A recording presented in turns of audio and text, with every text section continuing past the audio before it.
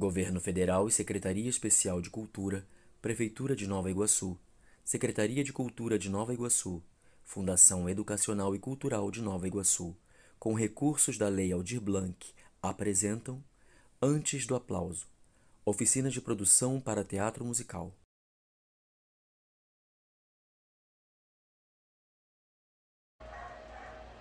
Olá, olha eu aqui, Thiago Costa, vim bater um papo com vocês sobre figurino. Então, antes da gente começar a falar sobre figurino, eu queria muito que vocês tivessem acesso a um material que foi uma entrevista que eu dei para o programa Bastidores de Teatro com meu querido amigo José Carlos Rosa. É um projeto dele, então ele me cedeu esse material para eu mostrar para vocês. E nessa entrevista eu falo um pouco sobre o meu processo de criação de figurino, falo um pouco das experiências que eu tive nesse movimento artístico, né? Nessa parte de criação de figurino, de como eu cheguei a alguns figurinos, e aí tem fotos, tem vídeos, tem muita coisa sobre a minha vida, e aí para vocês entenderem um pouco desse processo de figurino, como é que eu faço para chegar até a montagem de um figurino. Então, fiquem agora com Bastidores de Teatro com meu querido amigo José Carlos Rosa. Até mais!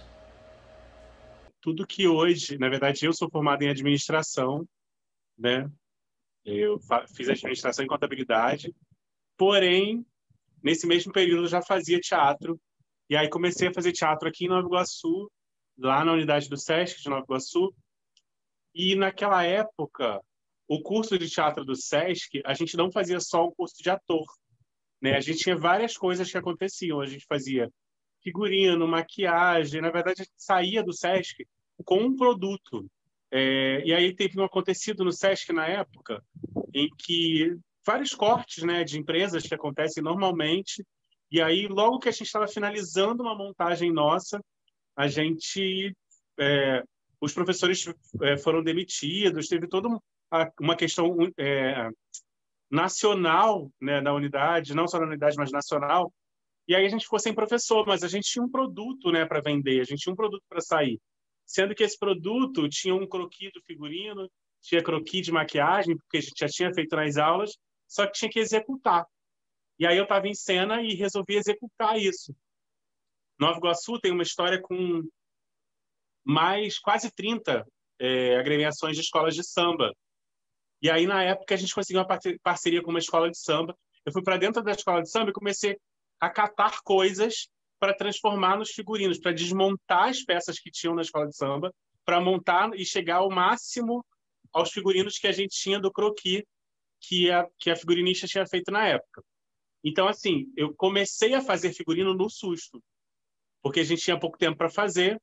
E aí, logo depois disso, com o espetáculo pronto, a gente conheceu um lugar que se chamava... Não era um lugar, na verdade, né? Uma instituição que se chamava FETAERJ, Federação de Teatro Associativo do Estado do Rio de Janeiro.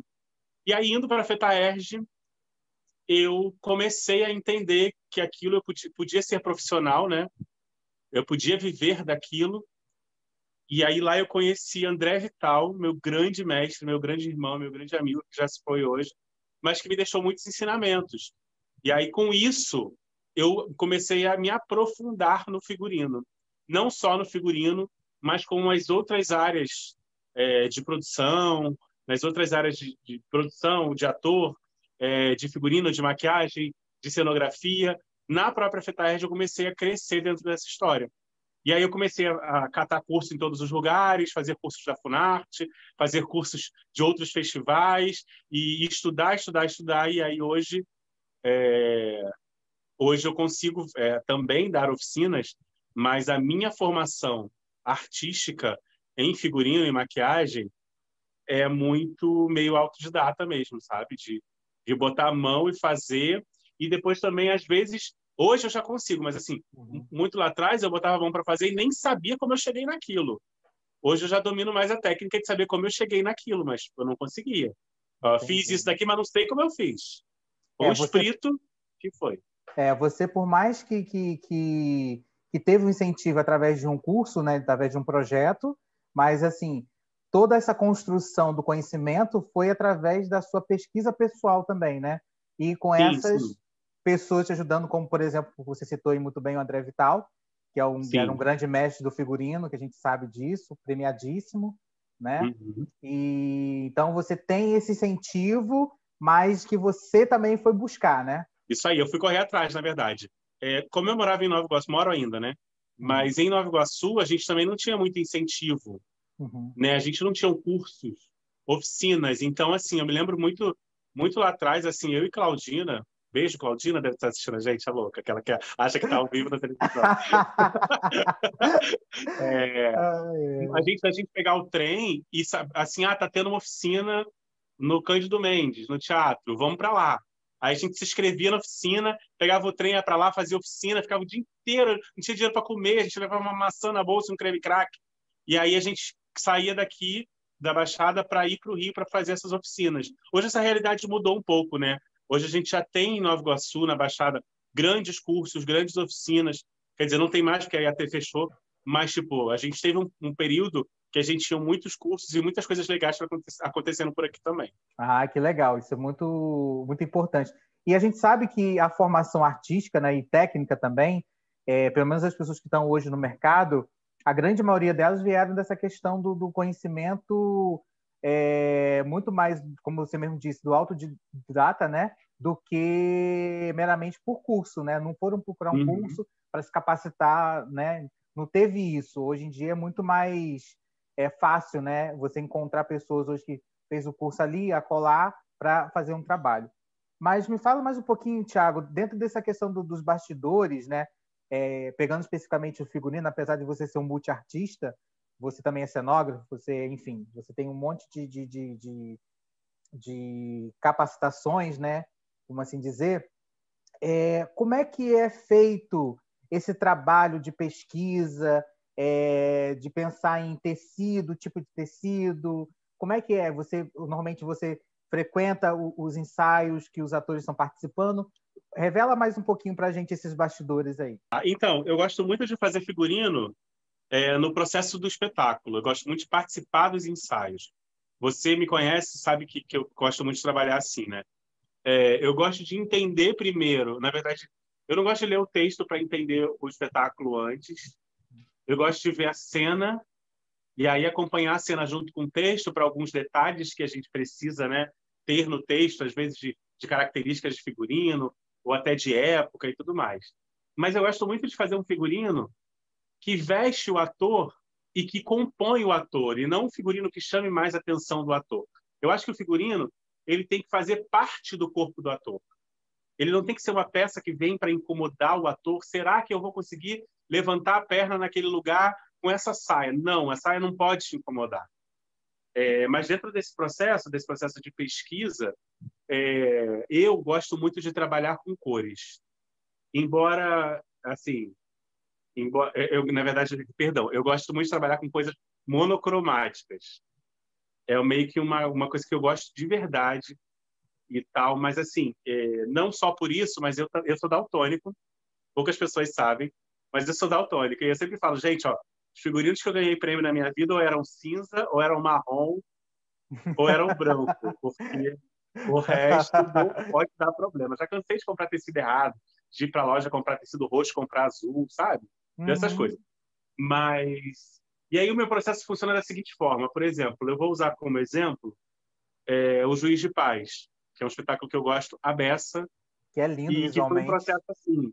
Eu cheguei e aí o Renato virou para mim, Renato, que é o diretor, Renato Neves, aí o Renato falou assim para mim, eu quero que esse espetáculo se passe no Nordeste, mas ele se passa em algum lugar do Nordeste, em alguma época do Nordeste, em algum Nordeste.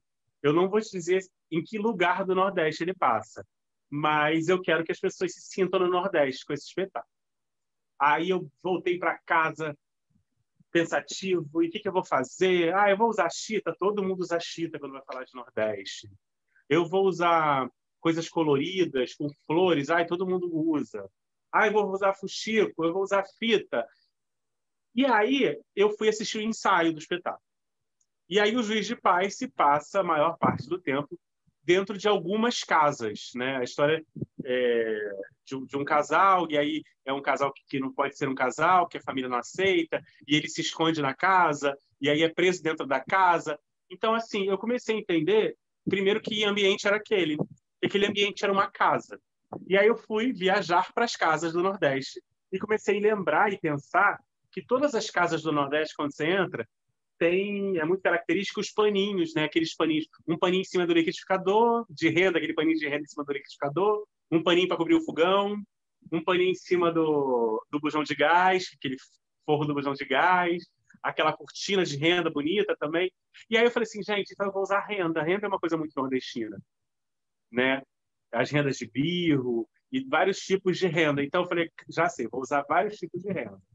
E aí, como a gente queria, como também foi um pedido do Renato, e ele queria trabalhar o espetáculo um pouco nesse tom terra, né? Um pouco nesse pé no chão, ele queria que os atores estivessem de pé no chão para mostrar que eles moram no lugar de terra batida e tal. Eu falei assim, então tá, então vou fazer o espetáculo todo nesse tom de terra, né, com os paninhos. Então, assim, o processo partiu daí. E a partir daí eu botei a equipe que trabalhava comigo louca para correr atrás de paninho. Aí a gente começou a catar paninho de tudo quanto é lugar. Eu chegava na casa de Lucimar, a atriz que estava no espetáculo na época, e Lucimar também tinha paninho, eu saí roubando os paninhos dela tudo. Aí eu falava, Lucimar, me dá esse paninho? Dou, Thiago. Eu levava o paninho, aí ia na casa do outro, pegava outro paninho. E aí assim eu fui construindo os figurinos com vários tipos de paninhos de mesa, caminhos de mesa. Dá pra gente colocar uma foto, não dá, Zeca? Aí? Dá, com certeza. E aí o Juiz de Paz... E aí, no Juiz de Paz, por exemplo, eu não fiz só o figurino, eu fiz o visagismo completo do espetáculo. O figurino, a maquiagem e o cenário, né? E aí... Mas ele é premiadíssimo, né? O espetáculo, por conta aí, dessa... Premiadíssimo, copiadíssimo, maravilhoso, adoro. Porque é bom, né? O que é bom a gente copia, querido. É isso, O André né? falou isso pra mim uma vez. E aí, o André uma vez falou isso pra mim. Eu fiquei muito triste uma vez, a gente estava num festival, e aí eu perdi para uma cópia minha, né? Aí o André falou para mim assim, Thiago, pensa, ninguém copia o que é ruim. Se você está sendo copiado é porque é bom, então fica tranquilo. Aí eu fiquei tranquilo. Mas então, aí, o espetáculo, o Juiz, por exemplo, o Paulinho, inclusive, tem uma luz maravilhosa no espetáculo. E aí uma coisa que eu gosto muito de trabalhar, que é trabalhar junto com o iluminador, porque assim, um acaba ganhando o trabalho com o outro, porque a luz do Paulinho é perfeita. E ela, Paulo Vieira, beijo também, Paulo Vieira. Beijo, Paulo. Paulinho também faz uma luz que é todo num tom de âmbar e nesse tom de terra. Os atores, quando estão naquele ambiente de cena, com a luz, com o cenário, com o fundo e com o figurino, parece que eles estão ganhando vida. São bonequinhos de mamulengo que vão saindo daquele ambiente e ganhando vida. Porque a gente assume no espetáculo, os atores não saem de cena em nenhum momento. Então, eles estão todo o tempo ali naquele fundo, com os caixotinhos deles. Então, eles vão saindo de cena, eles vão entrando em cena, mas eles vão saindo daquele fundo. Pelas fotos dá para vocês entenderem um pouco do que eu estou falando. Então, assim, meu processo é muito assim. E aí, quando eu começo a construir os figurinos, eu gosto muito de levar o figurino ainda não pronto para o ensaio, para a gente testar o figurino, para a gente ensaiar com o figurino, para fazer do jeito que eu falei, né? A gente entender que o figurino está ali para contribuir e não para trabalhar. Sim, você fala de uma coisa muito fundamental, né? Desse universo, que é o diálogo, né? Dessa questão. Você sempre conversa com o diretor, com o elenco, com os outros técnicos envolvidos para a construção normalmente de um trabalho? Sim, eu gosto muito de conversar, porque assim, e às vezes também tem uma coisa assim, é muito com direção. Às vezes eu estou construindo um figurino e quando eu estou construindo, eu vi o ensaio, por exemplo, a valsa número 6, que a produção é sua, inclusive, né? Do Círculo Teatral. E aí, na valsa, por exemplo, eu botei o Zeca louco, depois eu conto essa história no final, as meninas usavam umas saias gigantescas. E aí eu falei assim, cara, essas meninas podiam... Tinha uma cena que elas viravam uma só. Eu falei assim, cara, essas meninas podiam fazer uma terceira altura, tipo, uma em cima da outra, que essas saias, as 3 saias iam virar uma saia só. E aí a direção super apoiou e tal. E então eu gosto muito de trocar isso, né? E nesse espetáculo, a luz é do Ricardo Rosa, né? Ricardo Rocha. Foi isso que eu disse. Isso aí. Vou repetir. Esse espetáculo, a luz é do Ricardo Rocha.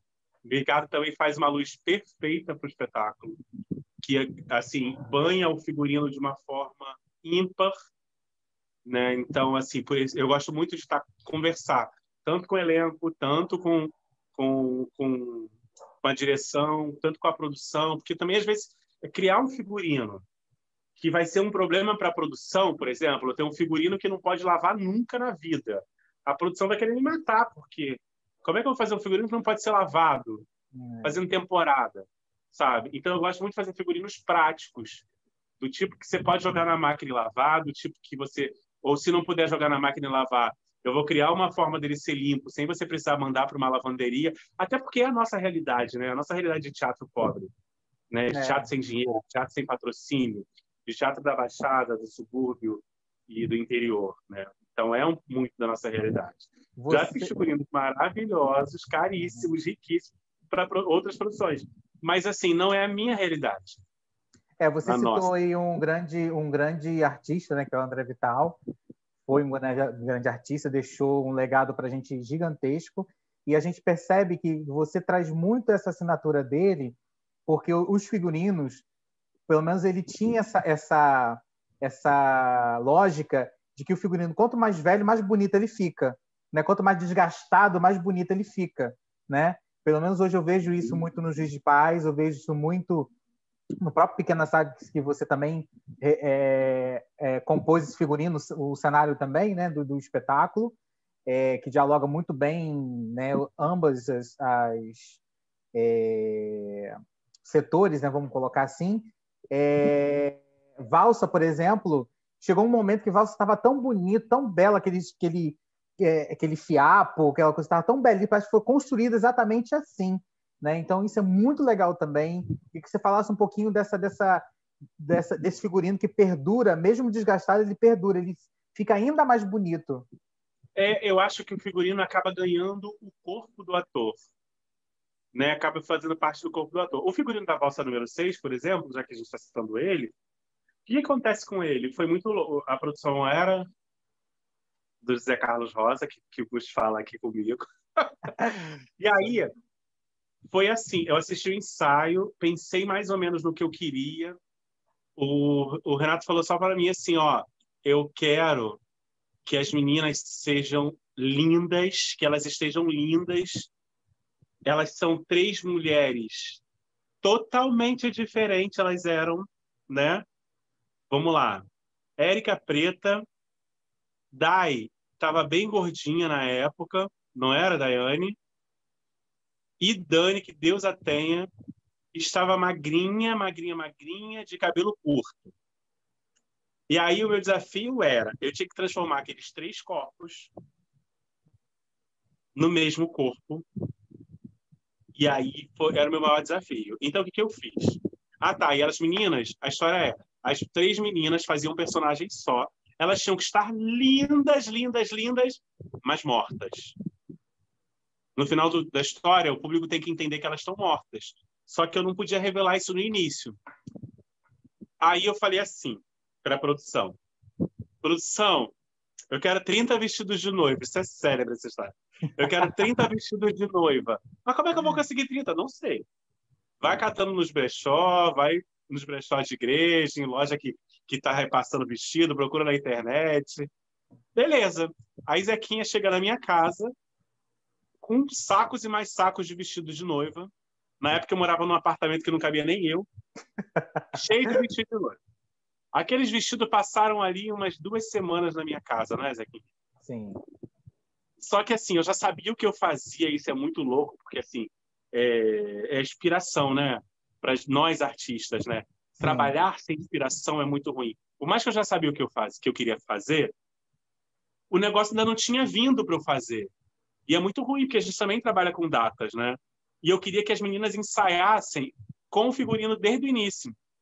Aí passou aí lá umas 2 semanas, aí um belo dia eu falei assim, vou começar a fazer esses figurinos. Isso era umas 11 horas da noite. Quando deu umas 2 horas da manhã, eu já tinha feito os 3 vestidos. E o que eu fiz? Eu recortei todos os vestidos, picotei eles todos, e picotei, e transformei tudo em um só. Na verdade, em 3, né? Sim. Que por fim, juntos, eles viravam um só. Mas aí, eu bebi muito na água de uma outra pessoa, que se chama Lino Villaventura. O Lino, ele é um figurinista, né? Um designer de figurino, muito maravilhoso também. E o Lino é nordestino e trabalha muito nessa pegada de retalhos, de peças se decompondo, sabe? Dessa coisa sem o acabamento. E aí, esses vestidos que eu recortei, eu não fiz acabamento em nada. Por quê? E aí eu falei assim, eu quero que vocês comecem já a ensaiar com esses vestidos, porque na estreia, a gente tinha lá uns 2 meses para a estreia, na estreia, eu não quero que lave eles, eu quero que eles fiquem encardidos mesmo, porque eu quero que ele ganhe essa coisa do dia a dia, da correria, eles tinham que ter essa pegada desfiando e tal. Aí na cabeça as meninas usavam um arranjo de flor lindíssimo. Foi o Luciano que fez para mim, Luciano Simas. E aí ele fez pétala por pétala, sabe? E aí depois ele fez pétala por pétala, e a gente construiu as flores também dos tecidos dos restos dos vestidos, sabe? Foi muito louco, assim, ficou muito bonito. Ficou muito bonito, tem foto aí para vocês verem também. Sim, sim, sim. Aparecendo aí pra gente as imagens do espetáculo. Perfeito. E aí, assim, foi essa construção da valsa. Então é muito importante, para mim é muito importante, né, conversar com toda essa equipe, fazer o figurino fazer parte do corpo. Aí você tinha me perguntado sobre isso, sobre esse processo. E aí o figurino vai ganhando um corpo cada vez mais bonito, se desgastando, né? O desgaste desse figurino deu vida para ele, porque aquelas personagens são desgastadas. Claro que se a gente não tivesse 2 meses de ensaio e elas tivessem que apresentar no dia seguinte, eu ia usar outras técnicas para desgastar esse figurino, né? Porém, na verdade, isso acabou ganhando corpo com a cena, porque, por exemplo, tem uma cena que a Érica segura a saia lá no alto. Então, ela já segurava a saia naquele pedaço de tecido, que era aquele pedaço de tecido que já tinha o puído da gordura da mão dela segurando, sabe? Já tinha uma mancha natural do dia a dia dela de passar a mão no chão para ensaiar, para segurar na saia. Então, isso acabou ganhando, dando beleza à obra, que não teria se, de repente, ele fosse construído e fosse bonitinho, arrumadinho para estar em cena com as manchas feitas com tinta ou coisa do tipo. E isso também dá a base para a direção, né? Pensar em outras formas de direção, de forma de se apresentar, né, para o público. E, enfim, eu acho que é muito legal quando você traz esse bastidores muito mais conectado, porque muitas vezes as produções, o figurino chega 2, 3 dias antes da estreia. Então, Sim. O ator não tem tempo de ter uma intimidade com aquele figurino dele. A gente percebe isso muito em alguns trabalhos, que o ator não está à vontade. Só depois de um tempo que ele consegue ter intimidade com aquele figurino. A nossa realidade... Só concluindo aqui, porque a nossa realidade, a gente normalmente trabalha com um único figurino. Mas as outras produções trabalham muito porque, claro, que tem uma equipe toda por trás, né? Tem camareiro, enfim. Que tem trocas de roupa, né? O tempo todo ali. Às vezes é um segundo que ele tem, 10 segundos para trocar de roupa para voltar para a cena de novo. E às vezes acontece falhas por conta exatamente disso, por esse não tempo que o ator tem de se preparar com aquele figurino que ele está vestindo, entendeu? Mas continua falando aí o que você estava... Não, eu fiz um figurino da Márcia Valença. Sim. Construí, na verdade, o direção era do Josué, o figurino era da Márcia, e eu executei esse figurino. E aí foi uma loucura, porque, assim, é um espetáculo da Bienal do Livro, né? E eles dirigem um espetáculo para a Bienal. Então, é um espetáculo que tem, às vezes, 3 pessoas em cena, porém tem 6 pessoas... Tem, tipo assim, tem mais 2 stand-ins para cada ator. Porque eles fazem, tipo, 40 apresentações por dia na Bienal. Então, assim, são vários atores que se revezam para fazer espetáculo e tal. E aí é um espetáculo muito corrido, sabe? E é um espetáculo dessa forma, sabe? Que tem toda uma equipe de camareiros e tal, que ficam ali auxiliando os atores o tempo inteiro para essas trocas, para trocar o ator, para botar outro ator no lugar e tudo mais. E aí aconteceu num ano do figurino ficar pronto, a gente tinha gravação para a RJTV, tipo de manhã, 6h30 da manhã, e o figurino ficou pronto na noite anterior, e foi uma loucura. Mas às vezes é muito assim também, da gente não ter oportunidade do ator experimentar o figurino, de ter isso, de ter o figurino. Mas quando a gente consegue, é muito bom. Mas às Não, vezes não dá. não, claro, mas como você tem esse diálogo constante, né, com a equipe, isso também facilita muito nesse improviso que rola, às vezes acontece, né?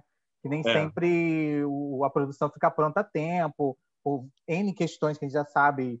O dinheiro não sai a tempo para comprar material, aquelas coisas. Exatamente, exatamente, né? São coisas que acontecem. Eu queria que você falasse também, Thiago, um pouquinho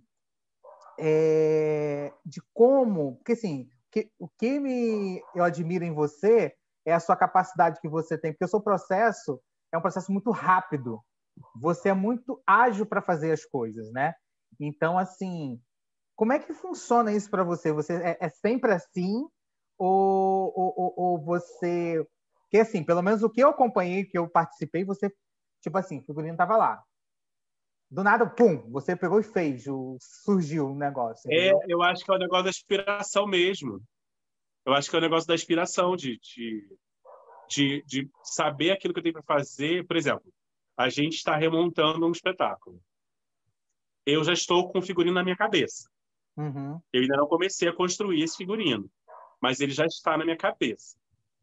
Vai ter uma hora que o figurino estreia, o espetáculo estreia no mês que vem. Mas a gente ainda não começou a ensaiar também. Provavelmente a gente já começa a ensaiar com o figurino. Mas assim, a gente está fazendo leitura e tudo mais. O figurino já está todo na minha cabeça. Vai chegar um momento que, tipo assim, ó, o ensaio começa na semana que vem. Então eu vou dar o meu jeito de correr para ter os atores já com figurino, para ensaiarem com figurino. Entende? Então acho que é muito da inspiração mesmo. E tem muita coisa também.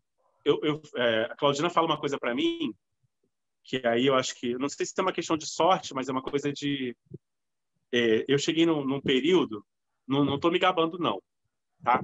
Mas eu quase não pego muita coisa para fazer, né? Ultimamente eu não pego muita coisa para fazer, mas eu pego realmente que me dá tesão, sabe? Eu por muito tempo atrás, eu fazia muito trabalho com academias de dança, e aí isso me desgastava tanto.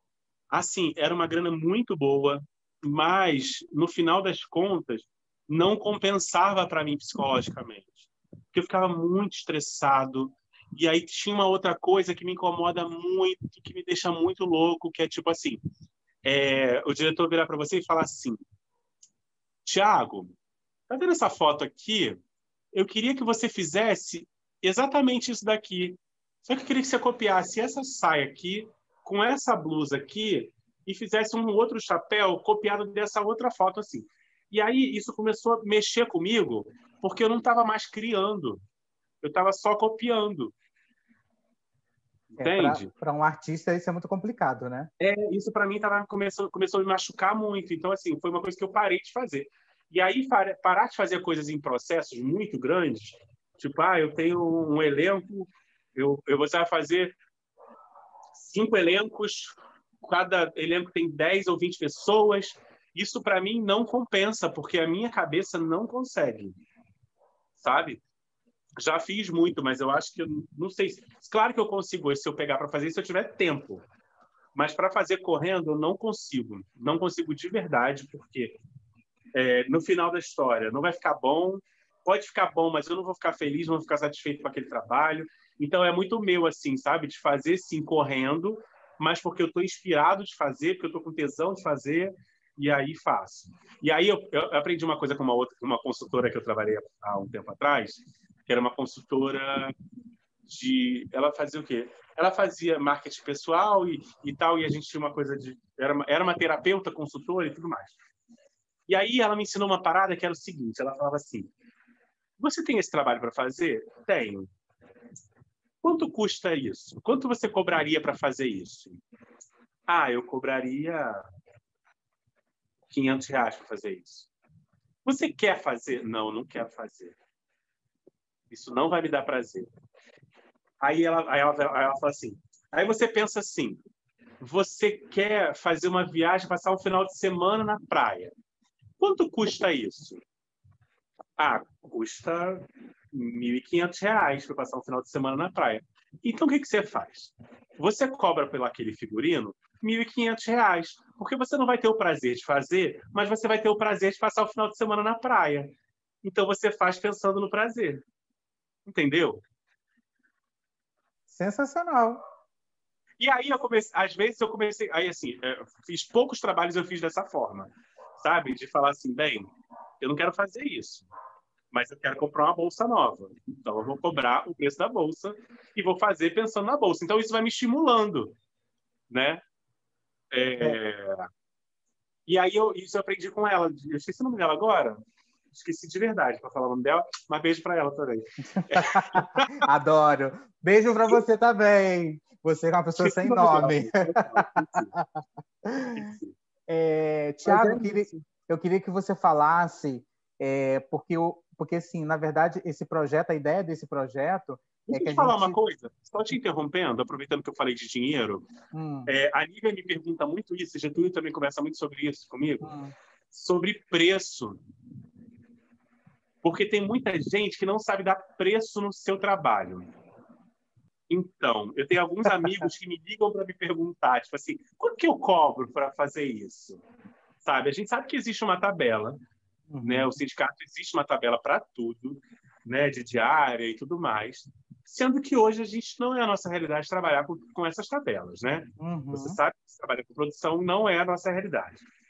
Até as grandes produções não seguem isso.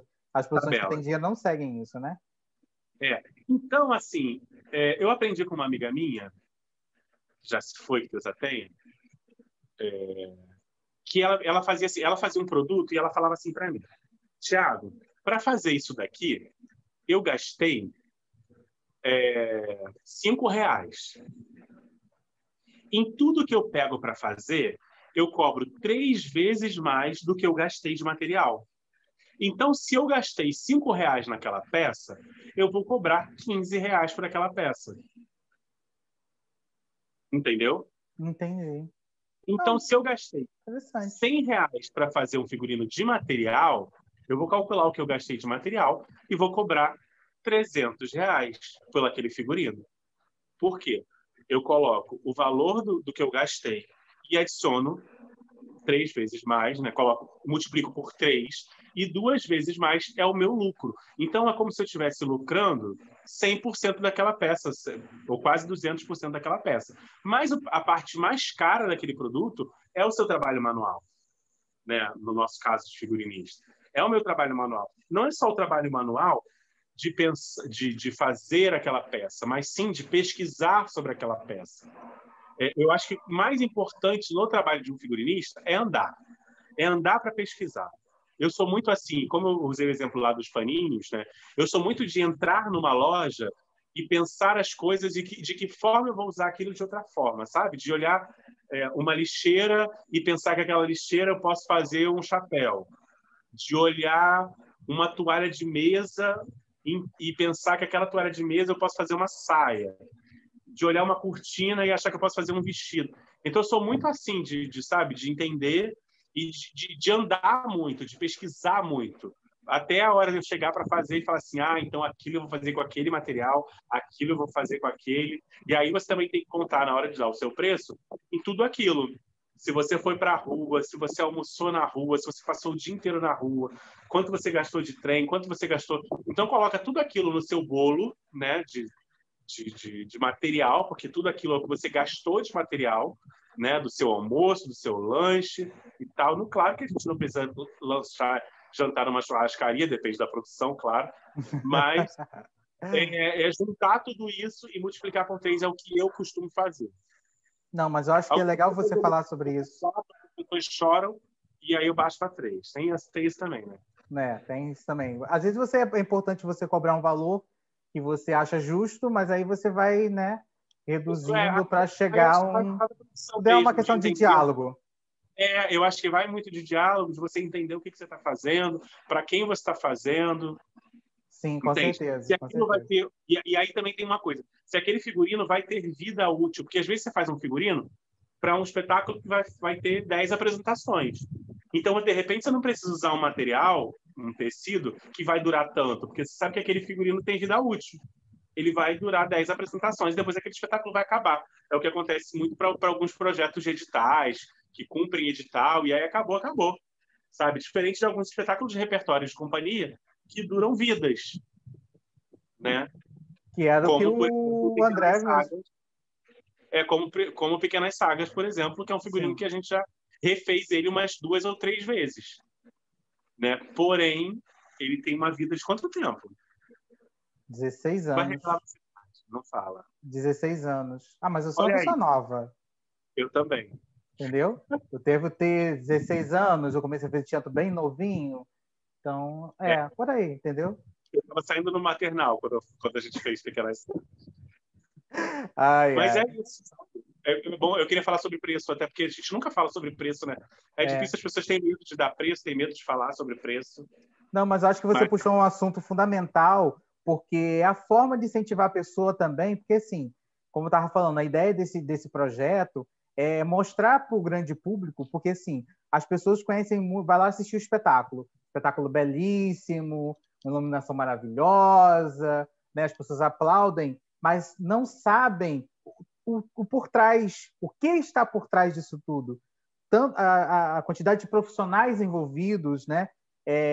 Em uma outra gravação a gente está falando justamente sobre isso, está falando com o técnico de som, né? Porque a gente não tem dimensão, a gente está ouvindo lá, somente musical, né? Está ouvindo lá aquela voz daquele ator perfeita, limpa, como se fosse quando você estivesse cantando sem microfone, mas a gente sabe que teve todo um trabalho de equalização, de não sei o que e tal, e que você precisa entender daquilo para que a coisa aconteça. Então, e o figurino é diferente. O figurino ele tem uma história por trás, ele tem uma pesquisa, como você mesmo colocou, né? Ele é carregado de emoções que vai brilhar lá na hora que acende a luz e aquele ator está ali apresentando aquele artista, né? Que eu posso estar fazendo para tanto, estou falando de todas as artes, na verdade, estou falando de dança, de teatro, de música, enfim. Então é muito importante você falar desse incentivo de a gente saber também cobrar pelo nosso trabalho, porque é isso, porque dar trabalho, né? Dá muito trabalho você ir para a rua, você pesquisar, enfim. eu Pode fiz um falar. figurino que foi para. Na verdade, eu fiz, Jorge. Foi uma parceria, na verdade, com o Márcio Paulino e com o Mário Marcos. A gente fez um figurino que foi para Caprichoso de Pilares, que foi para a comissão de frente, para a equipe do Hélio Bejani e da Beth. E aquele figurino, eu vou te contar, aquilo deu um trabalho que você não tem noção. Eu vou ver se. Tem imagem disso. Eu vou pegar essa imagem para a gente botar aí. Ótimo. E aí, em cena, era um figurino que se transformava. Mas a gente fez, bem aí, uns 2 ou 3 figurinos testes para ensaio. Porque era uma loucura, as meninas se trocavam de roupa, elas viravam outra coisa, e o figurino se transformava em outra coisa, bem comissão de frente mesmo, né? E aquilo deu um trabalho, por quê? Da mesma forma, nessa conversa com os bailarinos, com os coreógrafos, né? E aí a gente entender também que material é aquele, que tecido é aquele que vai brilhar. Isso, Márcio correu muito atrás de tecido para entender que tecido era aquele que ia dar o brilho que a gente queria. Aí, por fim, o tecido dava o brilho, mas não tinha o caimento que a gente precisava. Foi uma loucura muito grande, mas assim, foram quase 3 ou 4 figurinos construídos para ensaio, para testar no ensaio, para depois fazer todos os figurinos iguais, da forma que precisava ser feito, depois de muitos testes. Então, isso assim, quando a gente trabalha, por exemplo, com carnaval, né, que é uma outra realidade, que a gente também precisa ser visto de muito longe, então a gente tem que pensar dessa forma de figurino, de como ele vai ser visto, se ele vai ser visto de perto, se ele vai ser visto de longe, E aí a gente tem que ter toda essa preocupação, né? Porque às vezes assim, o figurino para carnaval, por exemplo, ele vai ser visto de muito longe, mas ele aparece no jornal e na revista e no site, na internet, de muito perto. Então, assim, é muito louco, porque você precisa fazer um figurino que ele tem que dar efeito de longe, mas de perto ele também tem que dar efeito. Então, é um processo bem, bem difícil, mas com tempo de quase um ano, né, de processo de carnaval, de ensaio, de volta para a sala, testa na avenida, testa com luz. Então, assim, é um processo, é um outro processo muito diferente do teatro, que é um processo que a gente está acostumado a ver mais de perto, né? Não, muito legal você trazer esse também bastidor, né? Porque é importante as pessoas entenderem que não é só teatro, não é só porque tem o figurinista, ele pode fazer milhões de outras possibilidades, né? Pode trabalhar com milhões de outros tipos de arte, e o carnaval, por exemplo, que é um dos que movimentam, né, a economia, enfim, e tem várias pessoas envolvidas para fazendo aquele trabalho, né? E é muito legal você trazer isso. Tiago, queria que você agora, para a gente meio que encerrar, queria que você deixasse uma mensagem, porque a ideia é que a gente possa levar para o grande público, né? Principalmente quem está saindo agora do ensino médio, por exemplo, porque às vezes a pessoa tem dúvida, o que ela vai fazer da vida dela? E nem sempre ela encontra essa resposta em profissões possíveis, enfim, eu acho que talvez você possa trazer aí alguma mensagem importante em termos de formação, em termos de interesse também, de gosto. O que você pode trazer para a gente como mensagem final para a gente encerrar esse bate-papo? Uma vez eu fiz uma oficina com a Fernanda Montenegro. E a Fernanda falou uma coisa que ficou marcado, assim, que ela falava assim, depois ela sempre falava isso, inclusive depois ela falou lá no site Nova Iguaçu, acho que eu estava presente também, que a menina perguntou para ela assim, o como é que eu provo que eu quero ser atriz? Como é que é isso? Eu ter certeza, como é que eu vou ter essa certeza de que eu quero ser atriz? Aí ela falou assim, faz o seguinte, se você quer ser atriz, desiste. A menina olhou para a cara dela. Desiste. Se você voltar para casa e entender que você não está conseguindo viver sem aquilo, aí você tem que ser atriz. E Uau, eu acho que no sensacional. figurino também é muito isso, sabe? Por várias vezes eu já parei de fazer figurino. Ai, cansei. Ai, isso me cansa. Sabe? Mas eu não consigo viver sem. Aí eu volto lá e vou. Estou eu daqui a pouco fazendo outro espetáculo. Estou eu aceitando outro convite para fazer outro figurino de outro espetáculo. E aí eu acho que é muito isso. E aí esse é o recado que eu deixo para vocês que querem ser artistas, que querem ser figurinistas, maquiadores, cenógrafos, atores, atrizes, artistas em geral, iluminadores, técnicos de som. Experimenta. Vai experimentando e aí vai chegar um momento que você vai falar assim, é isso aqui. Isso mexeu comigo. Eu tenho um amigo que hoje, o Weber que você conhece, inclusive, né? Que Beijo, hoje é um Weber. grande... Beijo, Weber. Que hoje é um grande artesão. E aí, o Weber se formou em produção cultural, trabalhou em hotelaria, fez milhares de outras coisas, e hoje ele se encontrou no artesanato. Hoje ele é feliz, aquilo que eu estava falando lá atrás, de ser feliz fazendo o que você ama, né? Hoje ele se encontrou. Hoje ele também, agora não, mas ele também teve as dificuldades dele de dar preço no trabalho, e foi muito isso também, de não consegui viver sem aquilo, experimentei, fiz, não gostei, depois gostei, e aí estou fazendo mais, estou criando mais, e quando chega um momento você vê, você já está vivendo disso, né?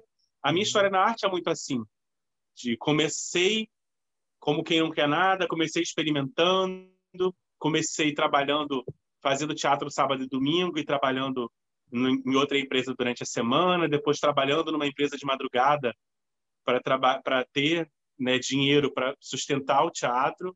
E aí chegou um momento que eu falei assim, não, eu vou viver disso só. Minha mãe e meu pai acharam que era uma loucura, uma maluquice, você tá maluco, viver de teatro, como que você vive de teatro, gente? Tá maluco viver de teatro. Pois é. Aí tô aí, vivendo de teatro há 18 anos. Nossa, que maravilha, né? E a gente sabe que não é fácil, é até importante a gente falar isso, uma vez numa aula do Milton Cunha, na minha pós, ele falou do universo do carnaval, ele entende de tudo, e a gente fica de boca aberta com a aula dele, né, que ele é incrível. De tudo que ele construiu, de tudo que ele pesquisou, que o cara tem um conhecimento que você fica assim encantado, né? Uhum. Mas ao mesmo tempo ele puxou assim a gente para a realidade, mas não é nada fácil não. Lutei muito para chegar onde eu cheguei hoje, tá? Então assim, não é fácil, então muitas vezes você tem que ficar ali acompanhando, engolir muito sapo, né? Se submetendo a coisas que a gente não sim, tem que se submeter. Exatamente. Ouvindo coisas que a gente não queria ouvir às vezes. Né? Então você tem que ter... E aí quando eu falei lá para você que hoje eu não faço qualquer coisa, tipo, eu não aceito todos os convites que me fazem. Mas é uma coisa que eu conquistei com o tempo mesmo. Sim. Sabe? Porque é aquilo, lá no início eu tinha que fazer tudo, mas é porque eu tinha que fazer a minha carreira, eu tinha que fazer minhas coisas, eu tinha que pagar minhas contas, tinha que pagar meu aluguel, e assim eu fui seguindo e eu consegui. Muito difícil, virando noite fazendo figurino, acordando, indo para ensaio, porque fazer figurino também era ator, e aí ir trabalhando e tal, e é um processo mesmo. E eu acho que foi desse processo que eu me transformei no que eu sou, né? Da experiência que eu tenho, de fazer as coisas, de olhar e falar assim, isso não vai dar certo. Sabe? De olhar e falar, acho que isso não vai dar certo. Já vivi isso em outro período, e isso eu fiz dessa forma e não deu certo. Então é experiência mesmo, isso acaba virando experiência de vida. Nossa, perfeito isso. Eu queria que também você trouxesse, só para a gente finalizar aqui, porque você também tem um outro bastidor que é pessoal, que é a construção do figurino para sua personagem, Vanessa do Mato, que eu acho legal também as pessoas conhecerem também esse outro lado seu, né? Porque você também pensa, né, pesquisa esses figurinos que ela usa, normalmente nos eventos, seja um evento social, seja um evento artístico, né, que ela participa de milhões, até evento de cunho socioambiental, enfim. Você faz diversos eventos. Então, assim, queria que você falasse um pouquinho também para trazer esse bastidor de Vanessa, como é que você pensa, se é porque você vai dialogar com você mesmo, então, nesse caso, né? Maluca, que fala com ela mesmo. Então, beijo para Vanessa do Mato, que deve estar beijo, Vanessa, saudades! Adoro. Então, cara, é assim, muito louco, porque assim, olha como Vanessa é bonita, a gente está aparecendo as fotos dela. Olha que Vanessa, linda! Vanessa tem uma característica de usar muito maiô e usar muito roupa colada no corpo. Eu acho que é uma questão da identidade dela, né?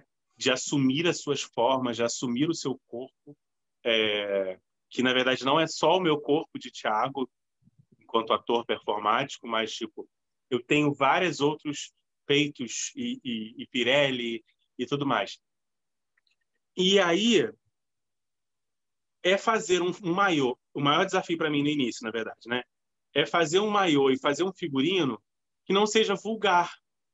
Porque, como você mesmo falou, eu faço eventos de shopping, eu faço evento social, eu faço evento para criança, eu faço campanha. Há 2 anos atrás, a Vanessa foi madrinha da campanha do câncer de mama, né? E é muito louco, porque tem que fazer um figurino, um maiô que não seja vulgar, ou fazer figurinos com decote que não sejam vulgar. Então, acabei construindo essa linha de figurinos para a Vanessa, né? De figurinos, às vezes, de transformação, né? Como é um dos mais famosos figurinos dela, também copiadíssimo em vários lugares, o Chá de Revelação, né? Que ficou também super vai aparecer famoso. Esse vídeo, olha que maravilhoso esse vídeo. Ai, que trabalho pro pessoal da edição que a gente está dando. Beijo, Igor Matos! Beijo, Igor! Vou chamar de Igor, porque vocês estão online. Aí...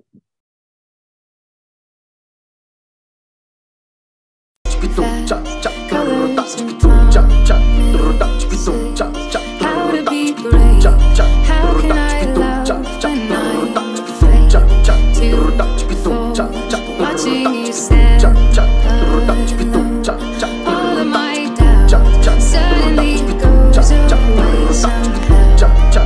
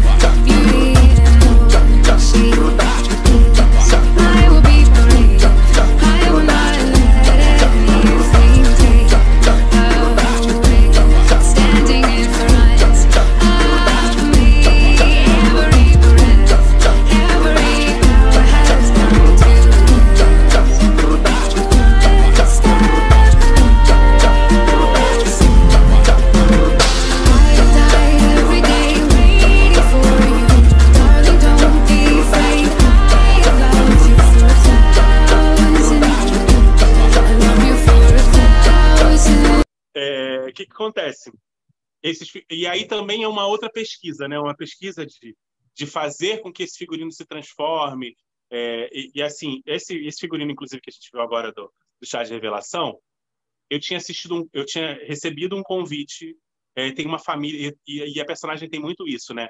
Eu tinha feito a festa de 80 anos do pai da menina. Aí depois, aí o marido, o noivo na época, né? O namorado na época me conheceu naquela festa de Vanessa, aí me contratou para fazer o chá de panela deles. Aí depois do chá de panela eu fiz o casamento. Aí depois do casamento ainda fiz um monte de festas da mesma família. Tem muito isso, né? A personagem é muito familiar, né? De fazer coisas da família, de várias festas da mesma família. Aí depois ele me ligou, o Thiago, na época. Não foi o Thiago, foi a Camila, a noiva. Camila me ligou e falou assim: cara, eu queria fazer meu chá de bebê, mas eu queria fazer uma coisa muito diferente.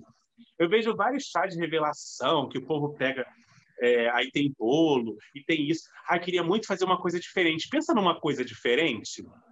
Aí eu fiquei pensando, o que eu vou fazer? Eu liguei para Márcio Paulino. Márcio, me ajuda. O que eu faço? E Márcio, na época, tinha acabado de fazer um figurino, acho que foi do Salgueiro, que era também de transformação e tudo mais. Não, minto. O Paulo Barros tinha feito também há um tempo atrás. Aquelas coisas de transformação na avenida e tal. Aí a gente começou a ver vários vídeos de mágicos, de transformação de roupa, e aquela coisa Mr. M, né? Aí a gente foi muito para essa pesquisa de como transformar, que tecido usar. Aí eu fui e fiz o figurino do Chá de Revelação. E aí deu super certo, foi muito legal. Faço até hoje, inclusive, né? Durante esse período de pandemia, acabei não fazendo. Fiz também durante a pandemia. Eu fiz um chá de revelação online para uma família dos Estados Unidos. Muito legal que foi isso. O Nossa, que chá maneiro! lá, e ela fez uma chamada de vídeo com a família e tudo mais. E só eu sabia o sexo do bebê. Né? O médico mandou uma mensagem para mim no WhatsApp, me passou direitinho e tal, e só eu, ninguém da família sabia o sexo. Eu fiz na minha casa, fazendo a transformação em vídeo, eles estavam lá assistindo em vídeo tudo que estava acontecendo, e foi muito legal. Isso foi o único trabalho que eu fiz assim durante a pandemia. Bem louco, né? Bem legal de fazer, né? E aí esse processo para a Vanessa é isso, é também fazer roupas que me deixam confortável, né? Roupas que eu consiga ir no banheiro tranquilo, porque às vezes é muito difícil, né? Maiô, meia calça, não sei o quê. Mas todas as minhas roupas têm muito truque para ir no banheiro, até porque eu bebo muita água durante a cena, né? Durante as festas. Todas as minhas roupas têm caixinha para colocar microfone, tem um bolsinho atrás para colocar a caixinha do microfone, porque geralmente eu uso microfone auricular. Então, assim, nesse processo de conhecer a personagem, conhecer as necessidades, que é o que a gente faz também com os atores, eu fui criando lugares no meu figurino, tipo, tem um lugarzinho para eu guardar o celular, porque a gente também não pode deixar o celular dentro da bolsa jogado num camarim que entra muita gente, porque tem a dona Elsa que passa nos lugares também, e lugar que tem muita gente. Então tem muito isso, né? E eu também uso muito o celular para fazer vídeo, para fazer selfie, para conversar com as pessoas durante a festa, para botar meu roteiro de que eu vou fazer durante a festa ficar salvo no celular. Então as minhas roupas geralmente têm um cantinho para enfiar a caixinha do microfone e um cantinho para guardar o celular. Mas, gente, tá igual o espetáculo que a gente assistiu, né? Maravilhoso, da Salomão Moldova, né? Que de um salto alto saía a roupa da personagem, saía a bebida, saía não sei o quê. Com ela, né? Que eu fiz com ela em Nova Iguaçu. Pois é, maravilhoso. Beijo, Simone! Vou marcar todo mundo no vídeo. Vou marcar todo mundo, adoro, gente. Várias personalidades, né, aqui presentes com a gente, enfim. Thiago, é isso. Eu agradecer você pela imensa colaboração com esse projeto. Você sempre muito atencioso, sempre contagiando a gente com sua alegria, com a sua forma de dialogar com as pessoas, enfim. Agradecer imensamente, assim, por fazer parte de tudo isso, porque é um projeto que eu pretendo não morrer por aqui, é um sonho que eu quero levar como proposta para levar até para as escolas, né? E a minha ideia é fazer ao vivo, né? Esse bate-papo com os alunos para que eles tenham uma perspectiva de vida, né? E, enfim, é isso. Então, aí queria que você deixasse uma palavra final, uma mensagem, um versinho, uma música. Fica à vontade. Eu acho que a palavra final é persistam nos seus sonhos, né? Não desistam nunca dos seus sonhos. Acreditem em você. Acredita que você pode. Acredita que você, quando a gente faz o que a gente gosta, quando a gente faz com amor, sempre dá certo. E se não deu certo, na verdade, foi até para você aprender que não deu certo, para no futuro você saber que aquilo pode dar certo, sim. Basta só você acreditar em você. Eu acho que é isso. A palavra que eu deixo final é persistência, que é o que nós artistas, né, temos mais, é persistência. A gente persiste o tempo inteiro no que a gente acredita e por isso que a gente está aí, por isso que a gente, durante toda essa pandemia que a gente passou, que a gente ainda passa, né, não sei quando esse vídeo vai ao ar, mas tipo, no futuro, daqui a 100 anos, alguém vai ver esse vídeo e vai falar assim, lembra durante a pandemia? Eu acho que a persistência de nós artistas que fez a vida ser diferente durante esse período que a gente está em casa, em isolamento. E se adaptar à realidade, né? Se adaptando à realidade, os artistas dando aula online, fazendo espetáculo online. Hoje eu fiz um ensaio online. Nossa, eu nunca tinha feito isso na minha vida, sabe? Passar texto online. E enquanto a gente ainda não está se encontrando, mas a gente estava online passando texto. E se adaptar a uma nova realidade. Mas eu acho que também por isso tudo, a gente está levando aí, desse período, uma nova forma de fazer arte, de levar a arte até a casa das pessoas, né? Antigamente a gente ficava muito preso à televisão, aos atores que foram para a televisão. Eu gosto sempre de usar um exemplo de um ator que se chama Paulo Gustavo. Beijo, Paulo Gustavo, que está assistindo a gente também. Que o Paulo Gustavo, ele fez a história dele sem precisar da televisão, né? A Minha Mãe é uma Peça, o espetáculo dele. Hoje ele está na televisão, mas a história dele com o teatro, ele enchia os teatros. Então, assim, a televisão precisou vê-lo, chamou ele, porque falou, quem é esse cara, né? Então, ele hoje é quem é, mas tipo, ele sobreviveu muito tempo do teatro. E ele resistiu muito tempo para fazer televisão. Com o tempo, ele passou a fazer televisão e filme, e, enfim, séries, tudo mais. Mas é a persistência. Se não persistir, amor, desiste logo. Exatamente. A ideia é essa mesmo. É persistir porque nós, artistas, principalmente, sentimos muito nesse período e a gente teve que, como foi falado, se adaptar a essa tecnologia, utilizar dessa tecnologia para poder manter nessa sobrevivência, manter esses bastidores que a gente vive ativo, né? Nesse sentido. Então, assim, é muito importante essa palavra que você nos coloca, que traz, que é a persistência. Thiago, muito obrigado mais uma vez, viu? Até uma próxima oportunidade. Um grande beijo para você, viu? Uma boa noite. Boa noite. Tchau, gente! Beijos!